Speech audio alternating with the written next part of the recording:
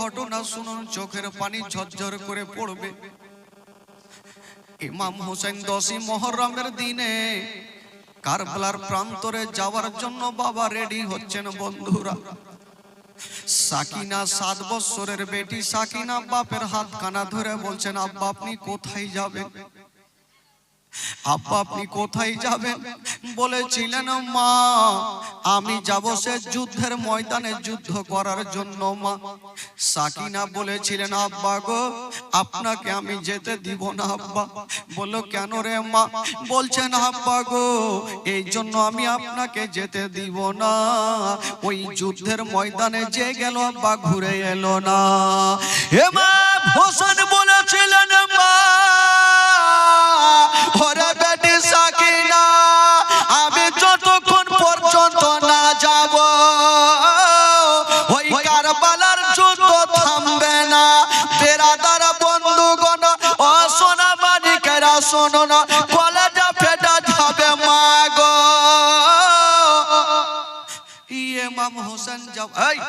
এই ভাই, এইদিকে কথা কেন বলছো? মাইক মানে সব কেউ কথা বলবে না। বক্তব্য চলাকালীন এখান থেকে কেউ কথা বলবেন না, কারণ এখন সবাইকে কানতে হবে। ইমাম হোসেন যাওয়ার জন্য রেডি হচ্ছেন। বাবা উনারই একজন বেটা যার নাম হচ্ছে জয়নাল আবেদিন এসে বাপের হাত ধরে বলছেন, আব্বা আপনি কোথায় যাবেন? বলল, আব্বা যাবেন কোথায়? বলছেন, বেটা আমি যাব যুদ্ধের ময়দানে। জয়নাল আবেদিন দূরে দাঁড়িয়ে দাঁড়িয়ে কাঁদতে লাগলো। ইমাম হোসেনের একটা বেটা আলী একবার এসে বলছেন, আব্বা আপনি কোথায় যাবেন বলুন আব্বা। বলছেন, বেটা আমি যাব যুদ্ধের ময়দানে। আলী একবার বলেছিলেন, আব্বা গো ওই যুদ্ধের ময়দানে যে গেল ঘুরে এলো না আব্বা, আমি আপনাকে যেতে দিব না গো আব্বা। আমি আপনার বেটা, আমাকে পারমিশন দিয়ে দিন আব্বা, আমি যাব যুদ্ধের ময়দানে। ইমাম হোসেন বেটাকে বুকখানে জড়িয়ে ধরে 10ই মুহররমের দিনে ওই আলী আকবরের কপালে চুমা খাচ্ছে, একবার গালে চুমা খাচ্ছে, আর বলছেন, বেটা রে আমাকে খুশি মনে তোমরা বিদায় দাও। আলী একবার কাঁদতে লেগেছেন, ও বাবা আমি আপনার বেটা বেঁচে থাকতে আপনাকে আমি যেতে দিব না, আপনি আমাকে পারমিশন দিয়ে দিন আব্বা। ইমাম হোসেন তখন বলেছিল, বেটারে ওই যুদ্ধের ময়দানে আমি যাকে পাঠিয়েছি ঘুরে আসেনি বেটা, আমি তোমাকেও কোনো মতে পারমিশন দিব না। আলী একবার বলেছিলেন, আব্বা গো আব্বা আপনি চিন্তা করবেন না আব্বা, কারণ আমার সাকিনা বহিন ছটফট করে করে পানির জন্য কাঁদছে। 7 বছরের বহিন পানির জন্য কাঁদছে। বেরাদার 3 দিন ধরে যদি কোনো মা ভাই পানি না পায় বলুন তাদের দিলখানা কত কাঁদবে, কলেজা খানা কত কাঁদবে। আলী একবার বলেছিলেন, আব্বা আমাকে হুকুম দেন, আমি যাব যুদ্ধ করব, জয় করাইয়া পানি নিয়ে আসবো। ইমাম হোসেন বলেছিল, বেটা আমি যেতে দিব না। আলী একবার বলেছিলেন, আব্বা গো ওই যে আমার বইয়ের মাটিতে গড়া গড়ি দেয়, আমি বড় ভাই হইয়া আমি কেমন করে দাঁড়িয়ে দাঁড়িয়ে দেখবো। বাবা গো ওইদিকে জয়নাল আবেদিন জ্বরে জ্বালাতে কাঁপছে, আব্বা গো আমি কেমন করে ভাইয়ের কষ্ট খানা দেখবো। বাবা গো ইমাম হোসেন বলেছিল, বেটা রে তবে একটা কথা শুনে নাও বেটা, আমি তোমাকে পারমিশন দেব, তবে বেটা রে ওই যুদ্ধের ময়দানে যখন যুদ্ধ করবে বেটা তবে একটা শর্ত মানতে হবে। বললো, আব্বা কি শর্ত? বলছেন, বেটা যখন যুদ্ধ চলবে বেটা তখন তুমি যুদ্ধের ময়দান থেকে ভয়ে পালিয়ে আসবে না বেটা, যদি তীর খেতে হয় সিনাতে খাবে, পিঠে খাবে না বেটা। যদি তীর সিনাতে লাগে তাও ভালো, পিঠে না লাগে। আলী আকবর কাঁদতে কাঁদতে বাপের হাত ধরেছিলেন, আব্বা আপনি চিন্তা করবেন না, আব্বা আপনি আমার জন্য দোয়া করেন, আমি যাব যুদ্ধের ময়দানে। ইমাম আলী আকবর দুলহা সেজে গেল, বাবা গো জামা পরে হাতে তরবারি নিয়ে ঢাল নিয়ে যেন দুলদুলে চেপে গেল। ওই যুবকেরা সেদিন ইমাম আলী আকবর কি বিয়ে বাড়ি গিয়েছিল রে বাবা? না, আলী আকবর বাবা ইসলামকে বাঁচানোর জন্য যুদ্ধের ময়দানে গিয়েছিল। যেমনই বাবা গো দুলদুলে চেপে গেছে মা, দুলদুলের লাগামটা টান দিচ্ছে না বাবা, কিন্তু দুলদুল আগে বাড়ে না। কেন আগে বাড়ে না? ওই যে 7 বছরের বেটি সাকিনা দৌড় দিয়ে গেল আর দুলদুলের সামনে দাঁড়িয়ে গেল। ওরে দুলদুল রে, আমার ভাইকে নিয়ে যেও না, আমার ভাইকে নিয়ে যেও না। বাবা দুলদুল যেন দাঁড়িয়ে গেছে, এক কদম আগে বাড়ে না। ও যুবকেরা শুনেন গো মা, রাত্রি বেলাতে কলেজা কানা থর থর করবে গো মা। আলী আকবর বলেছিলেন দুলদুল রে, আমাকে যুদ্ধের ময়দানে নিয়ে চলো। দুলদুল আগে বাড়ে না। কেন দুলদুল আগে বাড়ে না? ওই ছোট বহিন সাকিনা দুলদুলের লাগামটা ধরে বলছে, দুলদুল রে যাওয়ার আগে একটু দাঁড়িয়ে যাও, আমি আমার ভাই আলী আকবরের সঙ্গে একটু কথা বলবো। সেদিন কি কথা বলেছিল মা? বলেছিলেন, ও ভাই আলী আকবর আজকে তুমি কোথায় যাচ্ছ? বলে, বহিন রে আর বলিও না, আমি যাব যুদ্ধের ময়দানে যুদ্ধ করতে। ওই সাকিনা বলেছিলেন, ভাইয়া গো আপনি যুদ্ধের ময়দানে যাচ্ছেন, আমার দিল খানা খাচ্ছে ভাইয়া, আপনি যুদ্ধের ময়দানে যাচ্ছেন, তবে ভাই একটা কথা মনে রাখবে। বহিন আজকের দিনে তুমি কি কথা বলবে বহিন? বলছে, ভাইয়া গো আপনি যুদ্ধের ময়দানে যাচ্ছেন, তবে একটা কথা মনে রাখবে, আজকে তুমি যাচ্ছ বিয়ে করার জন্য। যখন ভাইয়েরা যায় তখন ছোট ছোট বহিনেরা ভাইয়ের সামনে এসে দাঁড়িয়ে যায় কিছু পাওয়ার আশাতে। ভাই আলী আকবর আজকে তুমি দুলহা সেজে যাচ্ছ, তবে আদরের ছোট বহিনটাকে তুমি কি দিয়ে যাবে? এই কথা বলতে নাই আলী আকবর দুলদুল থেকে হাউমাউ করে কাঁদতে আরম্ভ করেছে। আলী আকবর কাঞ্চার বলছে, বহিন রে, ওরে সুগরা, ওরে সাকিনা, আজকে তোমাকে দেওয়ার মতো আমার কাছে কিছুই নাই। যখন তুমি আবদার করেছো, তোমাকে আমি না দিয়ে কখনো আমি যাব না। দেখবেন যখন ভাই বাবাজিরা বিয়ে করার জন্য যায়, ছোট ছোট বহিনেরা ভাইয়ের হাতখানা ধরে আবদার করে, ভাই কিছু দিয়ে যাও। এখনো চলে ভাই। সেদিন সাকিনা বলছেন, দাদা গো আজকে যাচ্ছেন, আমাকে কিছু দিয়ে যান। এই কথা যেমন বলতে নাই, আলী আকবর বলেছিলেন, সাকিনা ওরে বহিন সাকিনা, আজকে আমি দুলহা সেজে যাচ্ছি রে বহিন, তবে বিয়ে বাড়ি যাই না যে তোমাকে কিছু টাকা দিতে পারবো, তোমাকে পয়সা দিতে পারবো, তবে বহিন রে একটা কথা শুনে নাও, যখন তুমি আমার কাছে আবদার করেছো, আমি না দিয়া কখনো খালি গাতে যাব না। বহিন তুমি আমার কাছে কিছু নেবে? তোমার আঁচলটা একটু আমার সামনে ধরে নাও বহিন। সাকিনা ভাবছেন, দাদার কাছে আঁচল পাতবো, কিছু টাকা পাবো। যেমনই আঁচল খাতা ওড়নাখানা সাকিনা সামনে ধরেছে, ইমাম আলী আকবর বাবা গো একটু কেঁদে দুটা চোখের পানি যেন কোঁচাতে দিয়ে দিলেন। আর বলছেন, বহিন রে, এই 2 ফোঁটা চোখের পানি তুমি যত্ন করে রেখে দিও, কারণ আজকে 2 ফোঁটা চোখের পানি ছাড়া তোমাকে কিছুই দিতে পারলাম না। এই 2 ফোঁটা চোখের পানি আমাকে দিয়ে গেলাম। বহিন রে, আমাকে খুশি মনে বিদায় দাও। 7 বছরের বহিন সাকিনা ওই ওড়নাটাকে সামনে নিয়ে বুকে লাগাইয়া ঘরের কোনাতে গিয়ে যেন ডুগরে ডুগরে কাঁদতে লাগলো। হয়তো আমার ভাই আলী আকবর আর ঘুরে আসবে না। আলী আকবরকে ইমাম হোসেন বলছে, বেটা রে তাড়াতাড়ি করে যুদ্ধের ময়দানে যাও। একটু আগিয়ে গিয়েছেন বন্ধুরা। ইমাম হোসেন মদিনার দিকে মুখ করে যেন দাঁড়িয়ে গেল, এক কদম আগে বাড়ে না। ইমাম হোসেন বলছে, বেটা রে কেন তুমি আগে বাড়ো না?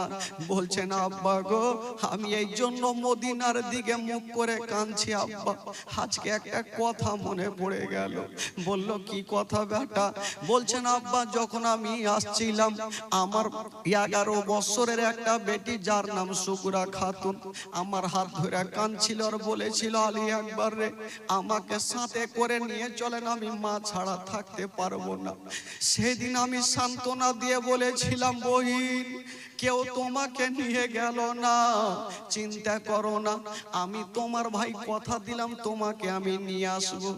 বহিনের ওয়াদা পূরণ করতে পারলাম না, তাই মদিনার দিকে দেখে আমি একটু বহিনের কাছে ক্ষমা চেয়ে নিচ্ছি। এই কথা বলতে নেই, আলী আকবর মদিনার দিকে মুখ করে 2 হাত তুলেছেন। আল্লাহ, আমার বহিনের আমি ওয়াদা পূরণ করতে পারলাম না, আজকে আমি কারবালায় যুদ্ধে যাব, জানি না ঘুরে আসবো কি আসবো না, তবে বহিনীরা আমাকে ভাই বলে তুমি ক্ষমা করে দিও। চলতে লাগলো দুলদুল। ইমাম হোসেন বলল, বেটা রে যাও, চিন্তা করো না, তুমি যুদ্ধের ময়দানে চলে যাও। ও যুবকেরা বাবা গো, নবী বংশের ছেলে ইমাম হোসেনের বেটা হাতে তরবারি নিয়ে যখন যুদ্ধের ময়দানে পৌঁছে গেছে, যুবক বন্ধুরা একদিকে ইমাম আলী আকবর একাই, একদিকে 22,000 সৈন্য দাঁড়িয়ে আছে। ওরে যুবকেরা, যার শরীরে নবী বংশের রক্ত আছে গো, তার সঙ্গে মোকাবিলাই করে কেউ টিকতে পারবে না। আলী আকবর দাঁড়িয়ে আছে, পাহুল মানের মতো দাঁড়িয়ে আছে। ইবনে সাদ বলল, তোরা কে আছিস, যাও আলী আকবরের মাথাটা কেটে নিয়ে চলে আসো। একটা লোক গেল, আলী আকবরকে বলছে, আলী আকবর যদি তুমি বাঁচতে চাও মার কাছে যাও। আলী আকবর বলেছিল, আজকে আমি ক্ষমা চেয়ে নিয়েছি, একটা জিন্দা রাখবো না। বাবা কথা বলতে নাই, যুদ্ধ শুরু হয়ে গেল। যেমন যুদ্ধ শুরু হয়ে গেছে মা গো বাবারা, ইমাম আলী আকবর হাতে ছিল তরবারি খানা, যেন বাবা কাজে লাগিয়ে দিল। যেই দিকে চালিয়ে যাই 2-4 জন কেটে জমিনে পড়ে যাই। আলী আকবরের সামনে বাবা কেউ টিকতে পারে না। কথাই বলে বন্ধুরা, মারলে মার খেতে হয়, একজন দুরাচার একখানা বললম চালিয়ে দিল, একখানা বললম চালিয়ে দিয়েছে। ওই বল্লম খানায় এসে লাগবি তোলা, ইমাম হোসেনের হাতে লাগলো না, আলী আকবরের পায়ে লাগলো না, মাথায় লাগলো না। ওই বল্লম খানায় এসে আলী আকবরের চোখের মণিতে ঢুকে গেল। যেমনই চোখের মণিতে ঢুকেছে মা, আলী আকবর একবার আব্বা বলে জমিনে পড়ে গেছে। যেমনই জমিনে পড়েছে, আলী একবার ডুগরে ডুগরে কাঁদছে আর বলছেন, সাকিনা বহিন, আমি তোমার জন্য পানি আনতে পারলাম না। ভাই জয়নাল আবেদিন, আমি তোমার জন্য পানি আনতে পারলাম না। ইমাম আলী একবার মাটিতে পড়ে কাঁদে, কিন্তু যে দুলদুলে এসেছিল ওই দুলদুল চতুর্দিকে ঘুরছে আর ভাবছেন, আল্লাহ আমার মালিক কেন আমার উপরে উঠে না, আমার মালিককে ছেড়ে যাব না। ইমাম আলী একবার বলছে, দুলদুল রে কানতে হবে না, আমার হালিয়াদেরকে খবরখানা করে দে, আমি যুদ্ধের ময়দানে কামিয়াব হয়ে গেছি। ইমাম আলী আকবরের জবান থেকে একটা কথা বের হইল, যাও রে দুলদুল দিও রে খবর, আমার মা জননী আর কান্দে না, মনের দুঃখ মনে রইল, মদিনা যাওয়া হলো না। ইমাম আলী আকবর কাঁদতে থাকলো, আর দুলদুল বাবা চতুর্দিকে ঘুরতে থাকলো। দুলদুল চলে যাচ্ছে, ওইদিকে ইবনে সাদ বলল, কে আছো রে? তাড়াতাড়ি 22,000 সৈন্য যেন ইমাম আলী আকবরের চেহারার উপরে চালিয়ে দাও, কারণ ইমাম আলী আকবরের লাশকে যেন তার বাবা খুঁজে না পায়। বাবা গো, এই জন্য ইমাম আলী আকবরের চেহারা আমার নবীর মতো দেখতে ছিল। বাবা গো, সঙ্গে সঙ্গে 22,000 দুলদুল আলী আকবরের ওপরে যেন চলতে আরম্ভ করেছে। ঘোড়ার পাঁচ যদি একটা লোকের উপরে 22,000 চলে, বলুন তার বডি লাশখানা কোথায় থাকবে বন্ধুরা? কোন দিকে হাড় মাংস গেল, কোন দিকে কলেজা ছুটে চলে গেছে, কেউ নাই। বাবা গো, কারা যাবে? 10ই মুহররমের দিনে আলী আকবর একবার মা বলে ডেকে ছাড়, মুখে কথা বলতে পারলেন না, কোন দিকে চলে গেছে। ইমাম হোসেন চিৎকার পেয়ে দৌড়িয়ে গেল, আমার বেটা আলী আকবর কেমন আছে একবার গিয়ে দেখি। যেমনই যাচ্ছেন বন্ধুরা, আলী আকবরকে দেখতে পাওয়া যায় না। বাবা চতুর্দিকে খুঁজে গো, আলী আকবরকে দেখা যায় না। হঠাৎ করে দেখছেন বন্ধুরা, একদিকে আলী আকবরের হাতখানা কেটে পড়ে আছে, ইমাম হোসেন হাতখানা নিয়ে এক জায়গাতে করেছে, দেখছে এক টুকরো বডির মাংস এক জায়গাতে পড়ে আছে। বাবা গো, ইমাম হোসেন বেটার হাড় হাড্ডি মাংসগুলাকে কুড়াইয়া এক জায়গাতে জমা করেছেন বন্ধুরা। কোন বাপ যদি বেটার অবস্থা দেখে, কোন বাপ থাকতে পারবে না, তবু ইমাম হোসেন চোখের পানি ফেলছেন না। ইমাম হোসেন ধৈর্য ধরে আছেন, আল্লাহ গো, আমাকে কত পরীক্ষা নিতে হবে, আল্লাহ কত পরীক্ষা দিতে হবে। বাবা ইমাম হোসেন সঙ্গে সঙ্গে ওই বডি মাংসগুলাকে নিয়ে খিমাতে পৌঁছে গেল।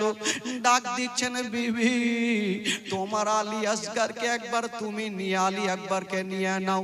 বিবি চলে আসিল, স্বামী গো বলুন আমার বেটা আলী আকবর কোথায় আছে? ইমাম হোসেন ওই হাড্ডি হাড় হাড়সি মাংসগুলা নিয়ে যেমনই বাবা গো বিবির কোঁচাতে রেখেছে, বিবি যেন ডুগরে ডুগরে কাঁদতে লেগেছে। কোন মা যদি সন্তানের অবস্থা দেখে গো, কেউ যেন থাকতে পারবে না। ইমাম হোসেন বলেছিল, ও বিবি গোনেরা, তোমরা চোখের পানি ফেলিও না, তোমরা সবুর করো, আল্লাহ যা করবে ভালো করবে, তোমরা সবুর করে না। ওরা যুবকেরা 10ই মুহররমের দিনে ইমাম হোসেন বলেছিল, বিবি গনেরা এক কাজ করো, আমার বেটাকে আমাকে দাও, আমি যাব কারবালাতে নিয়ে বেটাকে দাফন করব। বেটার হাড্ডি মাংসগুলা নিয়ে এক জায়গাতে করে নিয়ে চলে গেলেন বাবা কারবালায়। কবর তৈরি করা হইল, সেই কবরে রেখে দেওয়া হইল। আলী আকবর ইসলামের জন্য নিজের জীবনটাকে হারিয়ে দিলেন। বাবা সকলে পড়ুন, ইন্না লিল্লাহি ওয়া ইন্না ইলাইহি রাজিউন। শুনুন বাবা, আর দুঃখের বয়ানটা শুনেন, কলেজা ফাটবে। ইমাম হোসেন দেখছেন আমার বেটা আলী আকবর হারিয়ে গেল, এবার আমাকে যেতে হবে যুদ্ধের ময়দানে। যাওয়ার জন্য রেডি হচ্ছেন বন্ধুরা। ইমাম হোসেন যাবে গো, যাওয়ার জন্য দুলদুলে চেপে গেছে। ও নবী পাকের পাগড়ি খানা মাথায় বাঁধিল, শেরে খোদার তরবারি হাতে যে নিল, চাচা হামদার ঢাল নিয়ে নিয়ে হলো রওয়ানা চাচা হামজার ঢাল নিয়ে হলো রওয়ানা আব্বা ছেড়ে যেও না গো আব্বা রেখে যেও না ইমাম হুসাইন যখন বাবা 10ই মুহররমের দিন যুদ্ধের ময়দানে যাওয়ার জন্য রেডি হচ্ছে, তো উনার একটা বেটা যার নাম কেতাবে লিখছেন জয়নাল আবেদিন, 22 বছরের বেটা জ্বরে জ্বালাতে কাঁপতে কাঁপতে বাপের কাছে হাজির। আব্বা আব্বা আব্বা আপনি কোথায় যাবেন? আব্বা আব্বা এই 10ই মুহররমের দিন আপনি কোথায় যাবেন? এই খালা চুপচাপ থাকেন, কেউ কথা বলিয়ে না, খালা একটু শুনেন, কালকে আপনারা চিৎকার করবেন কেউ থামবে না, আজকে অন্তত পক্ষে একটু শুনে যান। ইমাম হুসাইন যখন যুদ্ধের ময়দানে যাওয়ার জন্য রেডি হচ্ছেন বাবা, সবাই চলে গেছেন, আউনু মোহাম্মদ চলে গেছে, আলী আসগার চলে গেছেন, আলী আকবর চলে গেছেন, কি বলে জয়নাল আবেদিন জ্বরে জ্বালাতে বিছানাতে শুয়ে আছেন, আর বাপের দিকে দেখছেন আমার আব্বা আজকে কেন তৈরি হচ্ছেন, কোথায় যাবেন আব্বা? আলী আকবর চলে যাওয়ার পরে ইমাম হোসেন যেন বাবা দুলদুলকে রেডি করছেন আর দাহালিয়াদেরকে বলছেন, আহালিয়ারা সবাই আমার কাছে আসো। সবাই চলে আসলো, 7 বছরের বেটি সাকিনা আসলো, 22 বছরের বেটা জয়নাল আবেদিন চলে আসলো, শহরবানু চলে আসলো, জাইনাব চলে আসলো, উম্মে কুলসুম চলে আসলো, সবাই এসে ইমাম হুসাইনকে ঘেরাও করে নিয়েছেন। হুজুর বলুন আপনি কি বলবেন? ইমাম হুসাইন তখন বলেছিল, আমার আহালিয়ারা আজকে তোমাদের কাছে আমি খুশি মনে বিদায় চাইছি, আমাকে তোমরা খুশি মনে বিদায় দাও, আমি যাব যুদ্ধের ময়দানে। এই কথা বলতে নাই সাকিনা দাঁড়িয়ে গেলেন, আব্বা গো আপনি যা বলেছেন আর বলবেন না। বলছেন বেটি কেন? বলছেন আব্বা গো আমাদের জাগ যে গেল ওই যুদ্ধের ময়দান থেকে ঘুরে এলো না, আপনি চলে যাবেন আব্বা, যদি ঘুরে না আসেন আমাদের সারাটা জীবন অন্ধকার হয়ে যাবে। ইমাম হোসেন বলেছিল, মা ওরে বেটি সাকিনা তোমরা কি জানো না ওই যুদ্ধের ময়দানে আমি যতক্ষণ পর্যন্ত যাব না ওই কারবালার যুদ্ধ থামবে না। মা আমি যতক্ষণ যাব না রে মা ওই কারবালার যুদ্ধ থামবে না, মা আমাকে যেতে হবে, মা তোমরা খুশি মনে বিদায় দাও। বেটি যখন বাপকে বিদায় দিবেন বাবা গো তখন তার অবস্থা কি হবে? সাকিনা বলছেন আব্বা যাবেন না। ইমাম হোসেন বেটিকে জড়িয়ে ধরে বলছেন, মা আমাকে খুশি মনে বিদায় দাও, আমি যাব যুদ্ধের ময়দানে। সাকিনা কাঁদতে কাঁদতে চলে গেছেন ঘরের মধ্যে। বাবা গো যাইনা বলছেন, ভাইয়া গো আপনি যাবেন না। বলছেন না রে বহিন আমাকে তোমরা বিদায় দাও। যাইনাব চলে গেলেন। বাবা উম্মে কুলসুম বলছেন, ভাইয়া আপনি যাবেন না। বলছেন না রে বহিন আমাকে যেতে হবে। সবাই বাধা দিচ্ছে গো। ইমাম হোসেন বলছে, তোমরা কি জানো না ওই যে ইয়াজিদের সৈন্যরা ডাক দিতেছে আমাকে যেতে হবে। আমি হলাম নবীর নাতি, আমি কখনো ভয় করব না। আমি যাব যুদ্ধের ময়দানে, গিয়ে যুদ্ধ করে আমি ওই কি বলে ফোরাত নদী জয় করাইয়া দেখাবো। বাবা গো সবাই কাঁদতে লাগলো। যারা যারা খিমাতে ছিল সবাই কান্দে। ইমাম হোসেন সবাইকে সান্ত্বনা দিয়ে বলছেন, তোমরা কান্দিও না, আমাকে খুশি মনে তোমরা বিদায় দাও। এই কথা যে মনে বলতে নাই ভাগো ইমাম হোসেন বাবা গো যাওয়ার জন্য তৈরি হয়ে যাচ্ছেন। বাবা কিতাবের মধ্যে লিখছেন, ইমাম হোসেনের একটা বেটা যার নাম কিতাবে বাবা গো বয়স লিখছেন 22 বছরের বেটা জয়নাল আবেদিন জ্বরে জ্বালাতে বাবা বাপের কাছে চলে আসিল। আব্বা আব্বা আপনি কোথায় যাবেন? আজকে আপনি তৈরি হচ্ছেন, কোথায় যাবেন আব্বা? বলছেন, বেটা রে তোমাকে কি বলবো বেটা, আজকে আমি যাব যুদ্ধের ময়দানে যুদ্ধ করতে। বেটার গায়ে জ্বর আছে, বাপের হাত ধরে বলছেন আব্বা খবরদার না, আব্বা গো যদি পারে না আমাকে হুকুম দেন, আমি যাব যুদ্ধের ময়দানে। হাইরে গায়ে জ্বর লাগা আছে, উঠতে পারে না, বসে বসে কাঁদছে। তবুও বাপের কাছে পারমিশন চাইছে, আব্বা আমাকে পারমিশন দেন, যুদ্ধের ময়দানে যুদ্ধ করব। ইমাম হোসেন চোখের পানি ধরে রাখতে পারলেন না, বেটাকে বুকে লাগায়া যেন কাঁদতে আরম্ভ করেছেন। আল্লাহ আল্লাহ গো, আমার বেটা জয়নাল আবেদিন জ্বরে জ্বালাতে কাঁপছে, তবুও যুদ্ধের ময়দানে যেতে চাইছে। আব্বা আল্লাহ গো, আমি আমার বেটাকে কেমন করে আমি পারমিশন দিব? আমার এই বেটাকে পারমিশন দিতে পারবো না। হায়রে ইমাম হোসেন বেটাকে বুকখানা লাগায়া বলছেন, ওরে লাডলা দুলারা, ওরে কলেজারা পারা, ওরে নয়নারা তারা, আমি তোমাকে পারমিশন দিব না বেটা। আব্বা আব্বা আপনি পারমিশন দিবেন না কেন আব্বা? আব্বা আমার যে 7 বছরের বহিন সখিনা যে গড়াগড়ি করছে আব্বা, পানির জন্য কাঁদছে আব্বা, আপনি কেন পারমিশন দেবেন না? আমাকে দেন, আমি যাব আব্বা।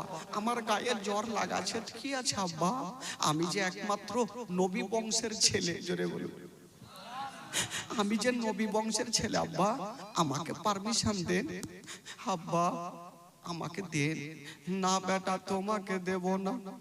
আলী একবার কাঁদছে আর সাকিনা কাঁদতে কাঁদতে এসে বাপের হাত ধরেছেন। আব্বা গো, আব্বা শেষবারের মতো বলে দি আব্বা আপনি যাবেন না, কারণ বাপ যদি চলে যায় বেটিদের দুনিয়া থেকে অন্ধকার হয়ে যায়। বাবা গো, মা একটা কথা বলে দি, যদি কোনো সন্তানের বাবা না থাকে বলুন বাবা গো, যখন কোনো সন্তানের বাবা থাকবে, দিল্লি বোম্বাই থেকে আসার টাইম হবে, তখন ওই বেটা বেটি জানতে পারবে আমার আব্বা দিল্লি থেকে আসছে, আমার আব্বা কেরালা থেকে আসছে, আমার আব্বা বোম্বাই থেকে আসছে। বেটি রাস্তার ধারে দাঁড়িয়ে দাঁড়িয়ে অপেক্ষা করবে। বাপ যখন কাছাকাছি হবে, বাপের মনের আশা এখন বাড়ি যাব, বেটিকে বুকখানে ধরবো, বেটির জন্য খাবার নিয়ে যাব। বাপের আশা বাপ করবে, বেটির আশা বেটি তাকিয়ে তাকিয়ে দেখবে। বাপ যখন কাছাকাছি হবে, ওই বেটি বাপের চেহারা দেখবে না, সর্বপ্রথম বাপের হাত দেখবে, আমার আব্বা আমার জন্য খাবার কি নিয়ে এসেছেন। হা বাবা গো, বেটি বাপের হাতখানা দেখবে, আমার জন্য খেলনা কি নিয়ে আসিল। কিন্তু বাবা, যেই সন্তানের বাবা থাকবে না, বলুন ওই বেটির অবস্থা কি হবে? ওই বেটি তাকিয়ে তাকিয়ে কাকে দেখবে গো? বেটি কাউকে দেখতে পাবে না। অন্য অন্য ছেলেরা বাপের সাথে ঘোরাঘুরি করবে, যার বাবা নাই ওই বেটি কেমন করে থাকবে? বাবা গো, সাকিনা এসে বাপের হাত ধরেছেন, আব্বা আব্বা আপনি যাবেন না আব্বা, বাপ যার থাকবে না দুনিয়াটা অন্ধকার। বলছেন মা তুমি কেমন করে বুঝলে রে মা, আমি কারবালার ময়দান থেকে ঘুরে আসবো না রে মা। সাকিনা কাঁদছেন আর বলছেন আব্বা গো, যাকে পাঠিয়েছি আব্বা কেউ ঘুরে আসেনি আব্বা, আপনিও যাবেন না। মা গো শুনেন মা, কলেজা খানা ফেটে যাবে মা। সাকিনা রেডি হয়ে গেছে, বাপের হাতখানা ধরে নিয়েছেন, আব্বা যাবেন না। ইমাম হোসেন বেটির গালে মুখে চুমা খেয়ে সান্ত্বনা দিয়ে বলছেন, বহিন যাই না, আমার বেটি সাকিনাকে নিয়ে যাও, সাকিনার কোনো কষ্ট দিও না, সাকিনার কোনো দুঃখ দিও না। ইমাম হোসেন বেটিকে সান্ত্বনা দিয়া যেন বাবা দুলদুলে চেপে গেল। 10 মুহররমের দিনে বাবা গো দুলদুলে চেপে গেছে, সবাই কাঁদছে, ভিতরে খিমার মধ্যে সবাই কাঁদছে। একদিকে সাকিনা কাঁদছে, একদিকে জয়নাল আবেদিন কাঁদছে, একদিকে শহরবানু কাঁদছে, একদিকে জাইনাব উম্মে কুলসুম কাঁদছে, সবাই কাঁদতে থাকলো গো। ইমাম হোসেন যেন বাবা দুলদুলে চেপে গেল। যেমনই দুলদুলে চেপেছেন বাবা, দুলদুলের লাগামটা টান দিচ্ছেন বাবা, কিন্তু দুলদুল এক কদম আগে বাড়ে না। দুলদুল আগে বাড়ে না। ইমাম হোসেন বলছেন আল্লাহ আমার দুলদুল কেন আগে বাড়ে না? ওরে দুলদুল রে তুইও কি নারাজ হয়ে গেলি? আমাকে যুদ্ধের ময়দানে নিয়ে চল। দুলদুল কেন আগে বাড়ে না? ওই দুলদুলের বাবা জোড়া সামনের পা 7 বছরের বেটি সাকিনা বাবা জড়িয়ে ধরে আছে। আর বলছে দুলদুল রে আমার আব্বা জানকে নিয়ে যেও না, আমার আব্বা জানকে নিয়ে যেও না। ওই মামা হোসেন কারবালা যাই ঘোড়ার ওপর চড়ে, আরে মা সাকিনা পড়ে আছেন ঘোড়ার পা ধরে। ওই মামা হোসেন কারবালা যাই ঘোড়ার ওপর চড়ে, আরে মা সাকিনা পড়ে আছেন ঘোড়ার পা ধরে। ইয়াতই করে বুঝাইয়া বা হৃদয় মানে না, ইয়াতই করে বুঝাইয়া বা হৃদয় মানে না।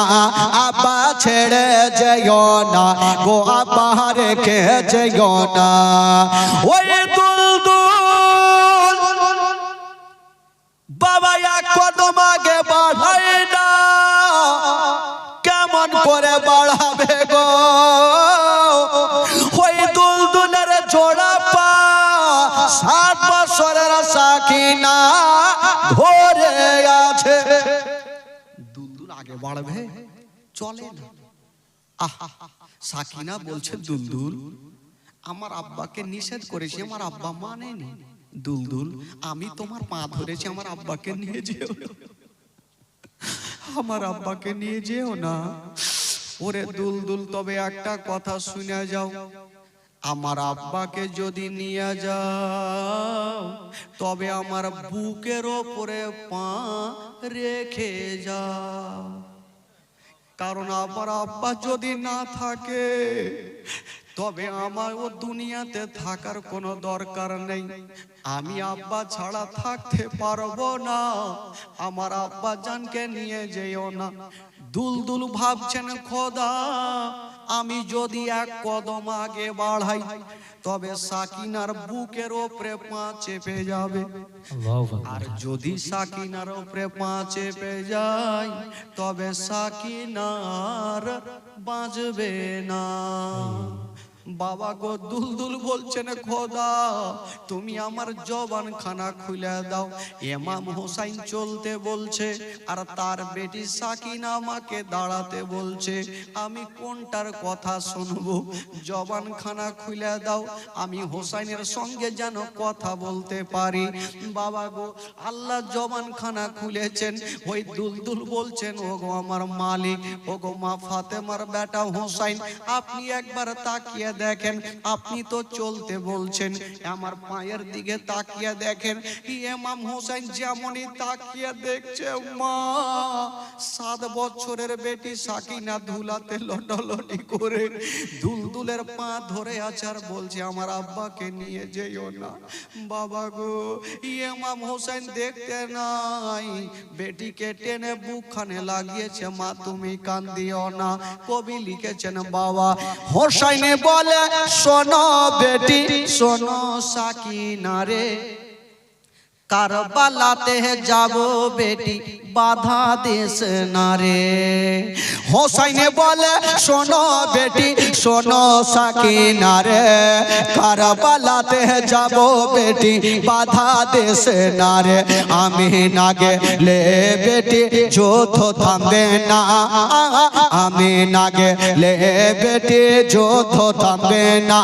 বেটি বাধা দিও না গো, বেটি বাধা দিও না। ওই সাকিনা বলেছিলেন আব্বা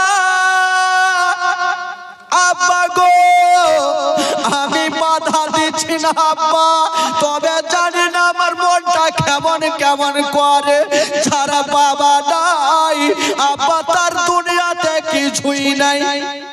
আব্বা আপনি তো চলে যাচ্ছেন আব্বা, জানি না আপনি ঘুরবেন কি ঘুরবেন না, তার জন্য আমার মনটা কান্দে। ইমাম হোসেন ডাক দিচ্ছেন বহিন জাইনাব চলে আসো। আমার বেটি সাকিনাকে নিয়ে যাও, এ সাকিনাকে দুঃখ দিও না। কিন্তু বেরাদার সব চাইতে বেশি ওই 7 বছরের সাকিনার কষ্ট হয়েছিল ইমাম হোসেন ইন্তিকালের পরে, শহীদের পরে। ওই 7 বছরের সাকিনার উপরে চাবুক পর্যন্ত চলেছিল। মা গো, 7 বছরের বেটির উপরে চাবুক চলেছিল।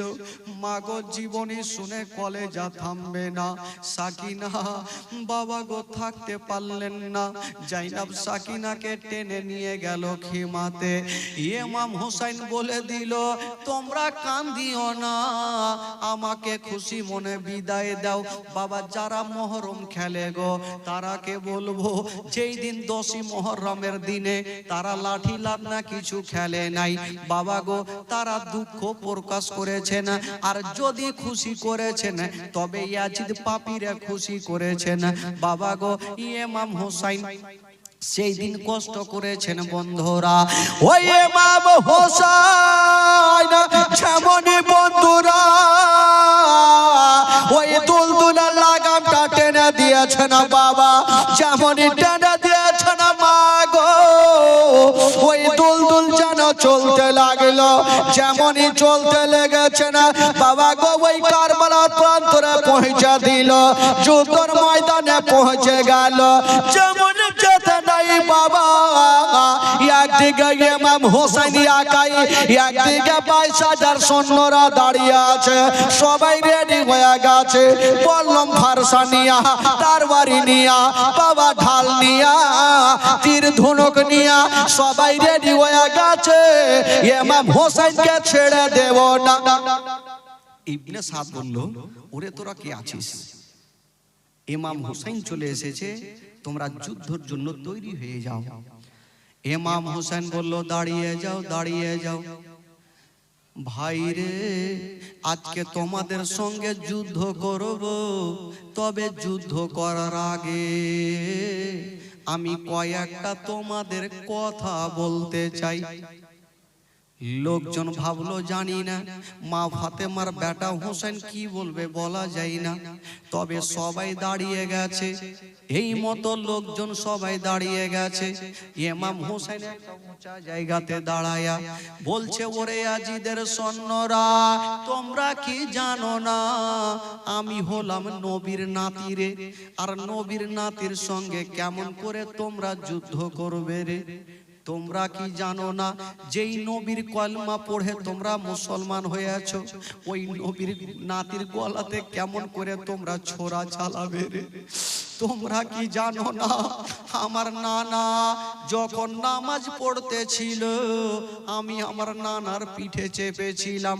আমার নানা আমি পড়ে যাই না নাই যাই বলে আমার নানা সাজদাকে লম্বা করে দিয়েছিল। তোরা ওই নবীর নাতির ওপরে কেমন করে তোরা যুদ্ধ করবি রে? তোমরা কি জানো না, আমার নানা যখন ইসরাফিল ফারিস্তা বাঁশিতে ফু দেবে, দুনিয়া ধ্বংস হয়ে যাবে, মন্দির মসজিদ সব ধ্বংস হবে, আমার নানার রওজা ধ্বংস হবে না। তোমরা কি জানো না, ওই নবীর আমি নাতি রে, কেমন করে তোমরা যুদ্ধ করবে? এই কথা যেমনই বলতে নাই, ইয়াজিদের সৈন্যরা যারা ছিল প্রত্যেকের চোখ দিয়ে পানি ঝরতে লাগলো। ঠিকই তো কথা, আমরা যেই নবীর কলমা পড়েছি, আমরা নবীর নাতির সঙ্গে কেমন করে যুদ্ধ করব রে? সবাই দাঁড়িয়ে গেছে, চোখ দিয়ে ঝরঝর করে পানি। দূর থেকে বাবা গো ইবনে সাদ আর সীমার পাপি দূর থেকে দেখছে আর ভাবছে জানি না, এই করে হোসেন যদি বক্তব্য দেয় তবে সবাই ইয়াজিদের হাতে মুরিদ ভেঙে দিয়া হোসেনের হাতে হাত দিয়ে মুরিদ হবে। যেমন করে হোক না কেন এই বক্তব্য বন্ধ করতে হবে। বলেছিলেন ও গো মা ফাতেমার বেটা হোসেন, জান বাঁচার জন্য বক্তব্য দিও না, জান বাঁচার জন্য বক্তব্য দিও না। ইমাম হোসেন বলেছিল, ওরে আজিদের সৈন্যরা, আমি জান বাঁচার জন্য বক্তব্য দিই না, আমি এই জন্য বক্তব্য দিচ্ছি, কাল হাসরের মাঠে তোমরা বলতে যেন না পারো যে আপনার নাতি যদি বুঝাতো আমরা আপনার নাতির হাতে হাত দিয়ে মুরিদ হতাম, এই কথা যেন তোমরা বলতে না পারো, এই জন্য আমি তোমাদের বুঝিয়ে দিই। বলল, তারা বলল না, আমরা তোমার কথা শুনবো না, হয় তুমি ইয়াজিদের হাতে হাত দিয়ে মুরিদ হয়ে যাও, নচেত যুদ্ধের জন্য তৈরি হয়ে যাও। ইমাম হোসেন বলেছিল, আরে গোলামানে মুস্তাফা চাঁদ देने से नहीं डरते, सर कट जाए या रह जाए कोई परवाह नहीं करते। नारे तकबीर, नारे तकबीर, नारे रिसालत, नारे रिसालत, मसलके आला हजरत शहीद आजम कॉन्फ्रेंस, शहीद आजम, नारे तकबीर, नारे रिसालत। একবার মোহব্বতে বলুন তো সুবহানাল্লাহ। গোটা মাজমা আগে থেকে পিছু পর্যন্ত হাত তুলে বলুন সুবহানাল্লাহ। আপনাদের ঘুম লাগছে নাকি ভাই? ঘুম লাগছে? মাশাআল্লাহ। আজকে ঘুমাই না, একটু চাঙ্গা করে থাকেন, তাহলে ইনশাআল্লাহ হলো আজিজ। আজকে জীবনী শোনাব, আজকে খোদার কসম, আজকে যা স্টেজ দেখছি সকাল পর্যন্ত বললে আমার মন শান্তি হবে না, লাগছে দুপুরেও চলতে হবে। হ্যাঁ, খালি বৈশা থাকেন, তারপরে দেখা যাচ্ছে। তাহলে একটু চলুন, একটু আরো মনটা চাঙ্গা করে একটু মদিনা থেকে ঘুরে আসি ভাই। চলুন সকলে আমার সাথে সাথে গোটা মাজমা মদিনা চলুন, পড়ুন। আমার ভালো লাগে না আমি যাব মদিনা, আমার ভালো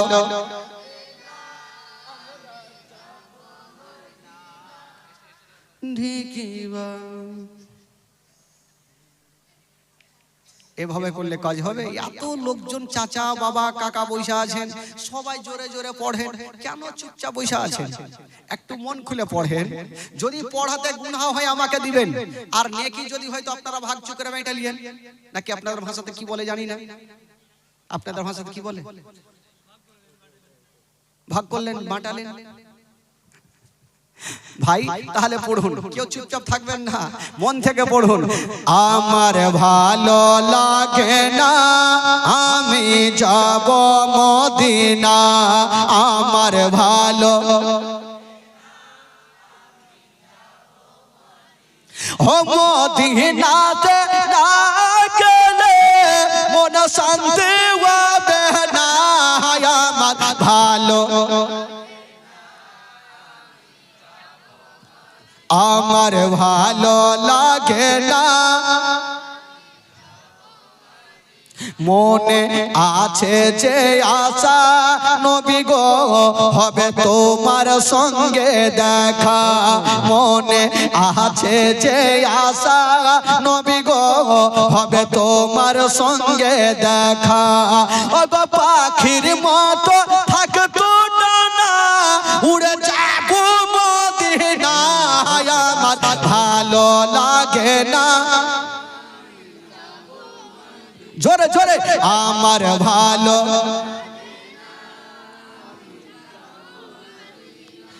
আচ্ছা, আপনারা বাড়ি থেকে ঝগড়া ঝামেলা করে এসেছেন, আপনাদের মন মিজাজ কিন্তু ভালো লাগে না? আচ্ছা, যারা বৈশা আছেন, এই যে এখানে আমার চাচা বাবা কাকা যারা বৈশা আছেন, আচ্ছা যারা যারা নিজের বিবিকে কখনো মারেননি একটু দুই হাত তুলে দেখেন তো।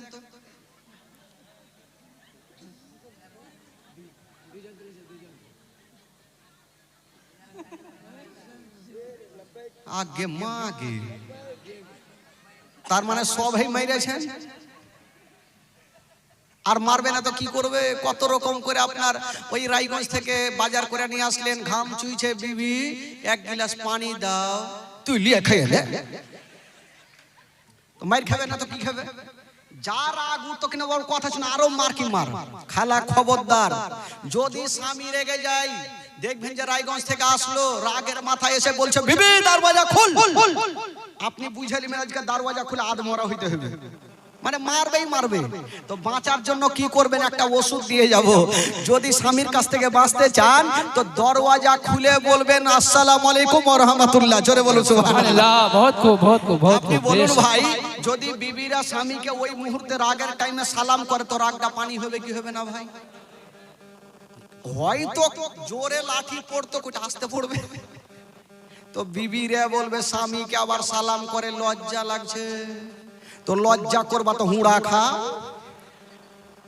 এই দিকে লাও না ওই দিকে লাও যেদিকে লিবা একদিকে লাও তো ভাই একটা কথা এক হাতে কখনো তালি বাজে না কারণ শুধু স্ত্রীরা স্বামীকে ভালোবাসবে এটা কে কথা বলেছে আপনাকে উপযুক্ত স্বামীকে স্ত্রীকে ভালোবাসতে হবে এমন নয় রায়গঞ্জে গেলেন আর মোটা মোটা দুই চারটা রসগোল্লা খেয়ে নিলেন আর বিবির সামনে এসে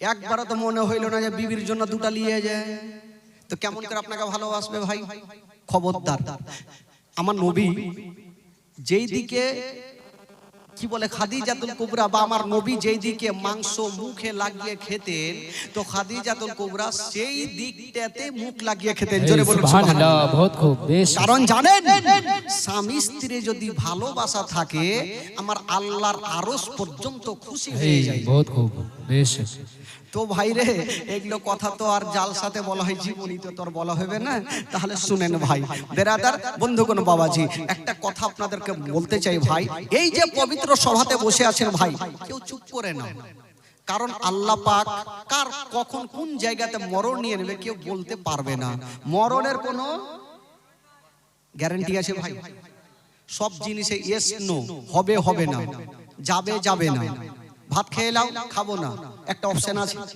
কিন্তু মরণের ব্যাপারে আপনাকে মরতেই হবে আর কোনো ইখতিলাফ নাই যে আমি মরবো না এই কথাটা না সবাইকে বাবা দুনিয়া থেকে যেতে হবে এই জন্য তো কবি লিখেছেন বাবা ডাইনে বামে মাটি আমার মাটির বিছানা জোরে বলুন ডাইনে বামে মাটি আমার মাটির বিছানা আমি চলে যাব আমায় তোমরা ভুইলা যাইও না আমি চলে যাব আমায় তোমরা ভুইলা যাইও না ডাইনে বামে মাটি আমার মাটির বিছানা পড়ুন আমার সামনে পড়ুন ডাইনে বামে মাটি আমার মাটির বিছানা ডাইনে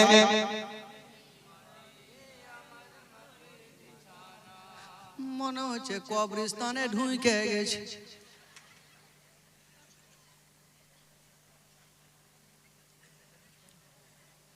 এত লোক থেকে আওয়াজ উঠে না তো ব্যাপার খারাপ আছে এই বাংলা কথা বুঝতে পারছে কি পারছে না আবার ফের অন্য ভাষাতে শুরু করব ওম লা ইলাহা হরতি পাপামিল্লাহ পরম পদম জন্ম বৈকুণ্ঠ পরমিন্দ্র জপিন মুহাম্মদ ওম হতরমিন্দ্র হতরমিন্দ্র মহাসরিন্দ্র বল্লচর ষষ্ঠ পূর্ণ পূর্ণ বল্ল ওম লা ইলাহা হরতি পাপামিল্লাহ পরম পদম এবার বুঝে লেছেন বুঝতে পারেন হিন্দুরা ভাবে এই মৌলবি কীর্তন করতে চলে এসেছে তো ভাই যদি বাংলাতে না পারেন তাহলে ইংলিশে শুরু করব একটু আমার সাথে পড়ুন ভাই লজ্জা করবেন না কারণ লজ্জা করে কোনো লাভ নাই আপনি দিল থেকে মন থেকে পড়ুন সেটাতে আমার নবী খুশি হয়ে যাবে জোরে বলুন সুবহানাল্লাহ পড়ুন আমার সাথে পড়ুন ডাইনে বামে মাটি আমার মাটির বিছানা ডাইনে বামে আগে পিছে কেন হয়েছে একটু মন থেকে পড়ুন ডাইনে বামে মাটি আমার মাটির বিছানা ডাইনে বামে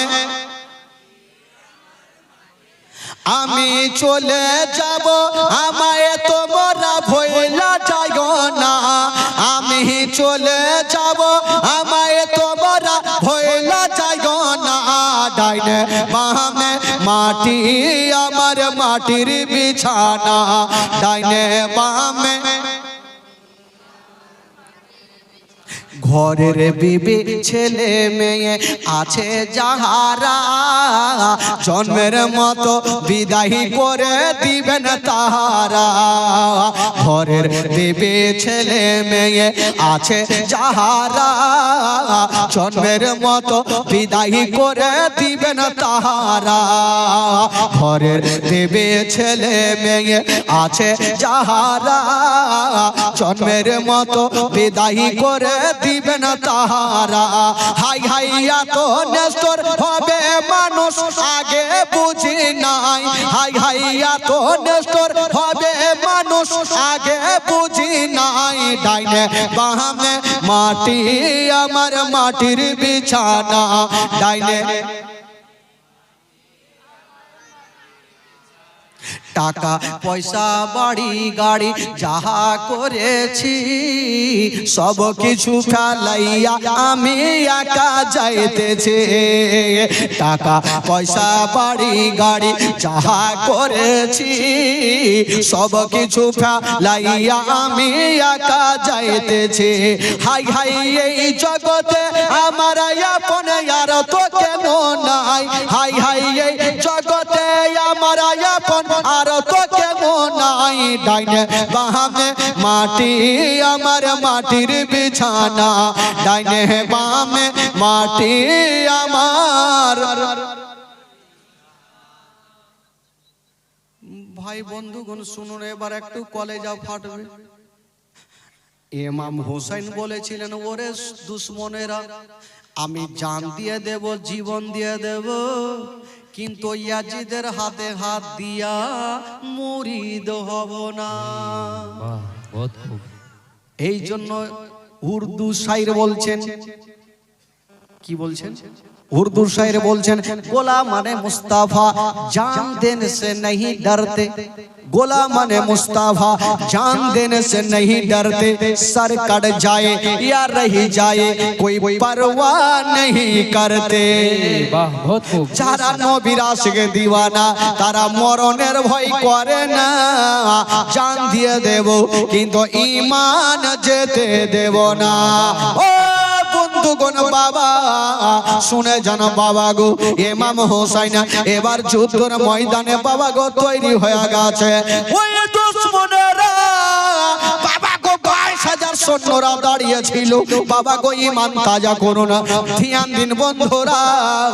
ইমাম হোসেনের হাতে ছিল তরবারি খানা। ওই দেখে দুশমনেরা বলেছিলেন, ও গো হোসেন, ও গো মা ফাতেমার বেটা হোসেন, যদি তুমি ইয়াজিদের হাতে হাত দিয়ে মুরিদ হয়ে যাও তবে তোমাকে ছেড়ে দেব, নচে তোমরা যুদ্ধ শুরু করো। ইমাম হোসেন বলেছিল, শুনো আমার হাতে তরবারি খানা, আমরা মাথা নত করতে জানি না, আর কেউ যদি আমাদের দিকে চোখ খুলে দেখে আমি তাদেরকে জিন্দা রাখি না। बहुत खूब। বাবা কথা চলতে নাই, বাবা যুদ্ধ শুরু হয়ে গেল। বাবা গো হাতে ছিল তরবারি খানা, কাজে লাগিয়ে দিল। যুদ্ধ চলছে বাবা গো, ইমাম হোসেনের সামনে কেউ টিকতে পারে না। একদিকে 22,000 সৈন্য, একদিকে ইমাম হোসেন একাই বাবা যুদ্ধ করছে বন্ধুরা। কিন্তু বেরাদার যার শরীরে নবী বংশের রক্ত আছে গো, তার সঙ্গে মোকাবিলাই করে কেউই টিকতে পারে না। যুদ্ধ চলছে বাবা, ইমাম হোসেনের সামনে কেউ আসতে পারে না। হঠাৎ করে ইমাম হোসেন বাবা যুদ্ধ করতে করতে ফোরাত নদীর পানি দেখে নিয়েছেন। আর ভাবছেন, আল্লাহ গো আমি যেমন করে হোক না কেন আমি ফোরাত নদীর পানি পান করব, আমি ফোরাত নদীর পানিতে যাব। ওই ইমাম হোসেন বলেছিল, ওরে ইয়াজিদের সৈন্যরা এবার আমি যাব যুদ্ধের ময়দানে, এবার আমি যাব ওই কি বলে ফোরাত নদীতে। কে মায়ের দুগ্ধ পান করে আছো আমাকে বাধা দিয়ে দেখাও। যুদ্ধের ময়দানে এবার বাবা গো ইমাম হোসেন বলেছিল, শুনো এবার আমি ফোরাত নদীতে যাব, আমাকে বাধা দাও, কে মায়ের দুগ্ধ পান করেছো। বাবা গো ইমাম হোসেন বলে, দুলদুল রে আর দেরি করো না, তাড়াতাড়ি করে নিয়ে চলো।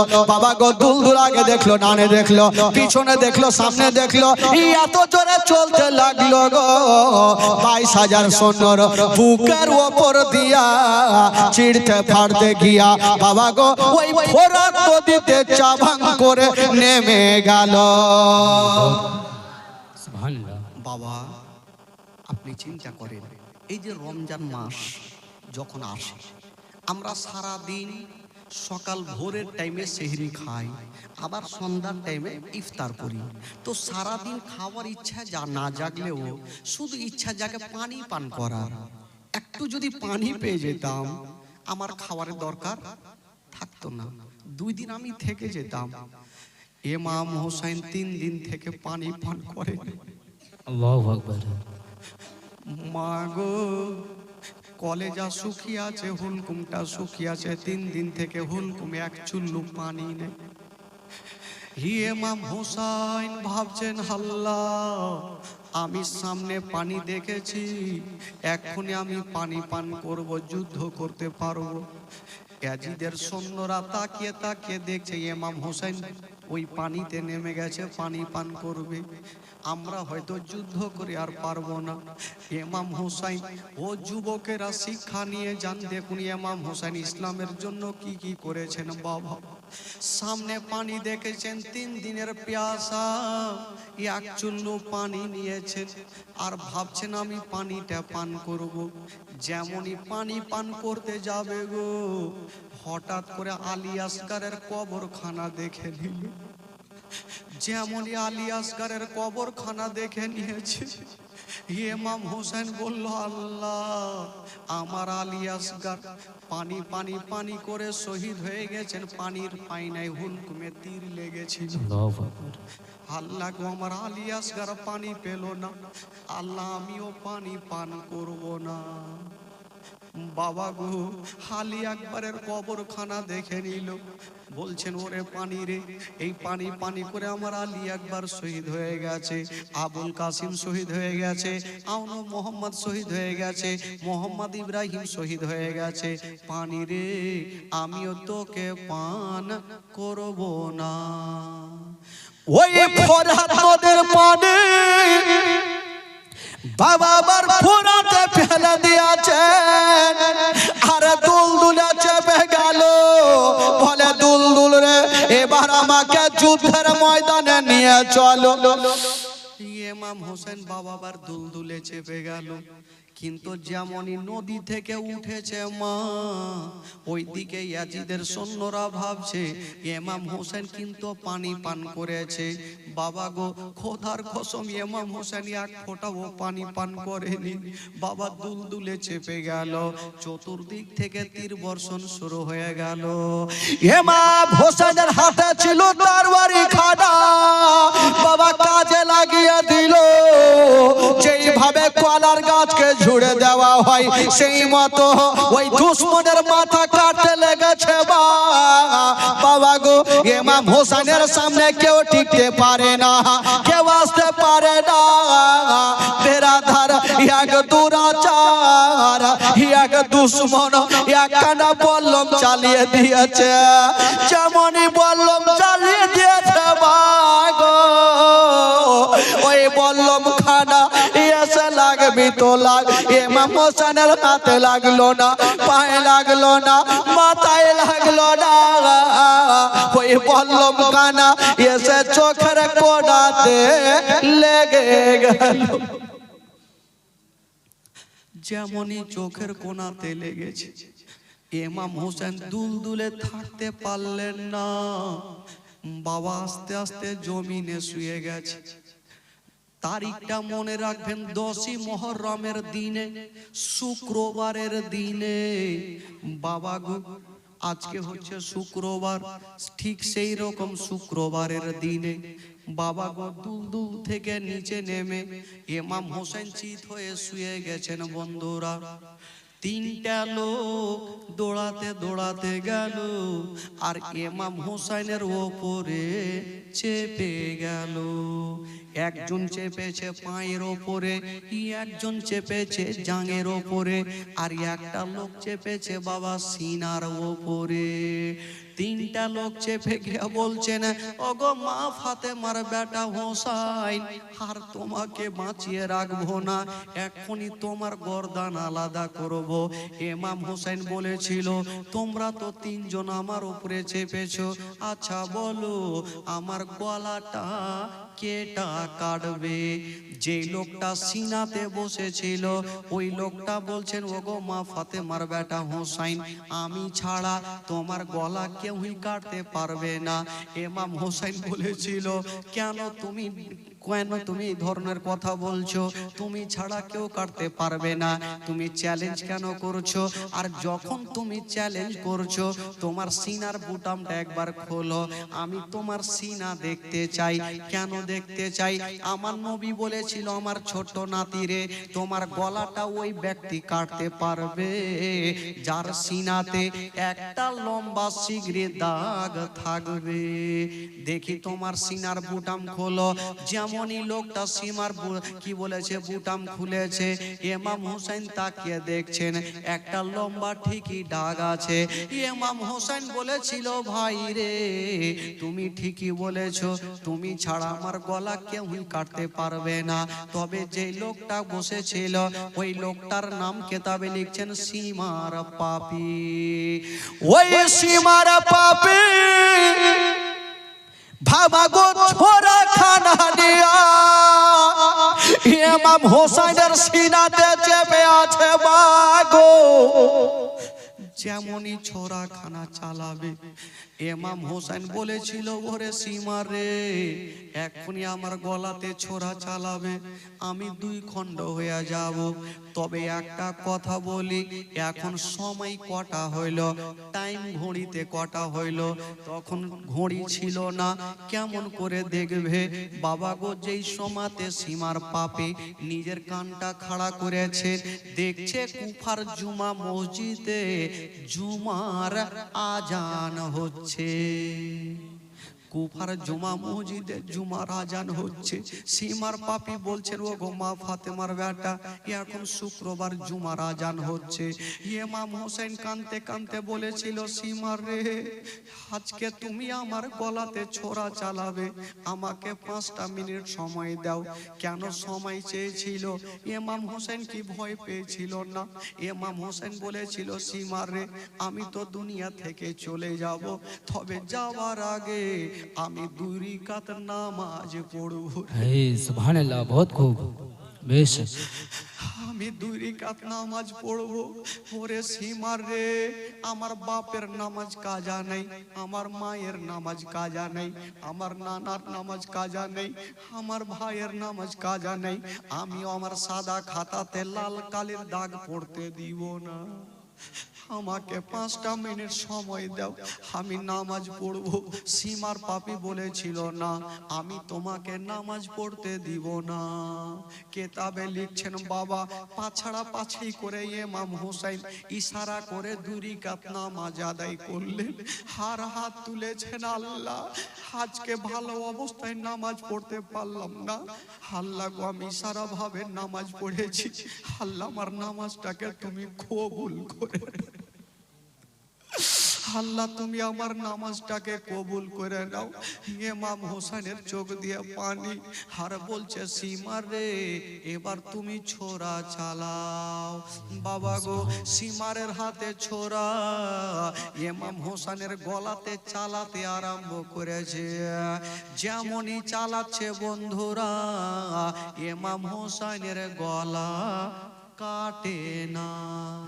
बाबा बहुत खूब। সীমার ভাবলো, জানি না আমার ছোরাতে বোধহয় ধার শেষ হয়ে গেছে, ছোরাখানা চালিয়ে দিল।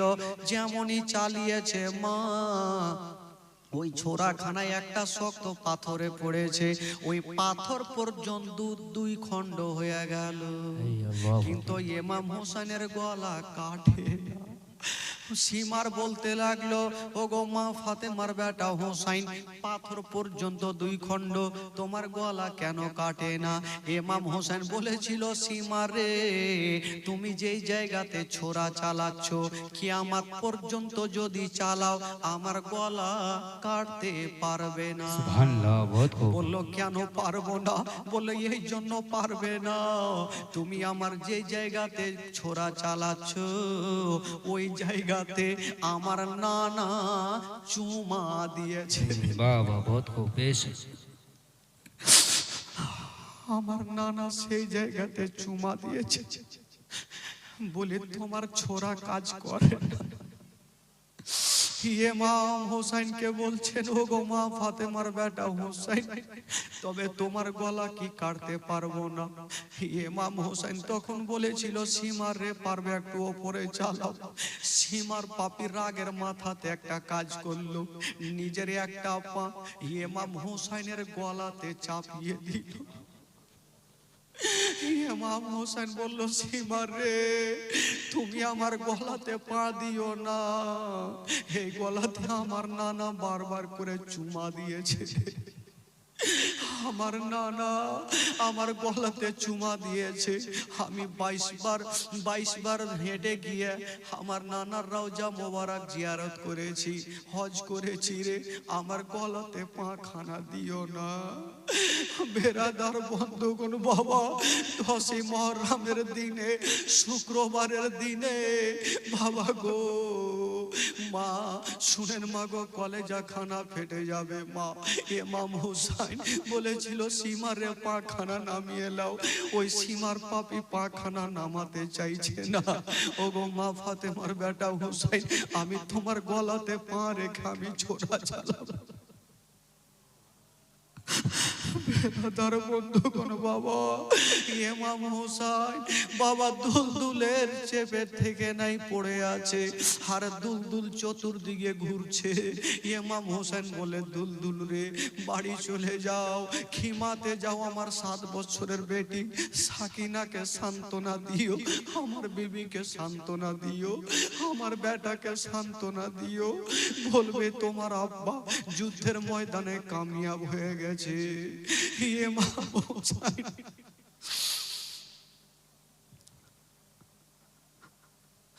ইমাম হোসেন রাদিয়াল্লাহু তাআলা আনহু বাবা গো একবার উপরের দিকে নজর করে বলছে, ওরে সীমার রে, এবার তুমি তোমার কাজটা পূরণ করো, তুমি ছোরা চালাও। যেমনই ছোরা চালিয়েছে মা, ইমাম হোসেনের গলা আলাদা হয়ে গেল। আল্লাহু আকবার, আল্লাহু সকলে পড়ুন, ইন্না লিল্লাহি ওয়া ইন্না ইলাইহি রাজিউন। ইমাম হোসেনের মাথা একদিকে লাফাচ্ছে, বডি একদিকে লাফাচ্ছে, আর দুলদুল চতুর্দিকে ঘুরে ঘুরে কাঁদছে। ওই দুলদুল চলে যাচ্ছে, খিমার দিকে যাচ্ছে। সাকিনা বলছেন, মা গো আমার আব্বা জান কেন আসে না মা, আমার আব্বা কেন আসে না? বলছে, বেটি রে তুমি তাকিয়ে দেখো। সাকিনা যেমনই তাকিয়ে দেখছেন, বাবা দুলদুল চলে আসছে। বলছেন, মা গো, ও গো ফুফু জান, দুলদুল তো দেখা যায়। বলছে, বেটি রে দুলদুলের উপরে কাউকে দেখা যায়? সাকিনা নজর করে দেখছেন, মা দুলদুল আছে গো, দুলদুলে কাউকে দেখা যায় না। বাবা গো দুলদুল কাছাকাছি হইল, সবাই দুলদুলের চোখে পানি দেখে বুঝে গেল ইমাম হোসেন ঘুরে এলো না। সবাই কাঁদতে লাগলো। সাকিনা একদিকে মাটিতে গোড় দেয়, জয়নাল একদিকে মাটিতে গোড় দেয়, জাইনাব কান্দে, উম্মে কুলসুম কান্দে, শহর বানু কান্দে, হাসান বানু কান্দে, সবাই কান্দে। বাবা গো কাউরি চোখের পানি থামে না। এই জন্য বাংলা কবি লিখেছেন, কান্দে জাইনাব কান্দে কুলসুম কান্দে সাকিনা, কান্দে জাইনাব কান্দে কুলসুম কান্দে সাকিনা। খালি দুলদুল ফিরে এলো, খালি ঘোড়া ফিরে এলো, হোসেন এলো না। কান্দে জাইনাব কান্দে কুলসুম কান্দে সাকিনা, কান্দে জাইনাব কান্দে কুলসুম কান্দে সাকিনা। খালি দুলদুল ফিরে এলো, হোসেন এলো না।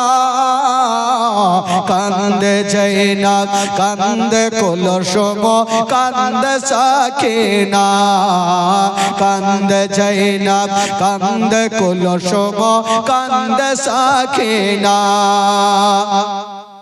এই ইমামের পরীক্ষা তুমি নেবে কতবার, নেবে কতবার। আর সগা চাই না গো আল্লাহ, আর সগা চাই না গো আল্লাহ, জালিমের জুলুম। কান্দে জাইনাব, কান্দে কুলসুম, কান্দে সাকিনা, কান্দে জাইনাব, কান্দে কুলসুম, কান্দে সাকিনা। জোরে বলুন, আর জোরে বলুন। সবাই কাঁদতে থাকলো, ইমাম হোসেন দুনিয়া থেকে বিদায় নিলেন। ভাই বাবা গো, ইমাম হোসেনের মহব্বতে আমি বলছিলাম বাবা গো, কালেকশন তো আপনারা প্রচুর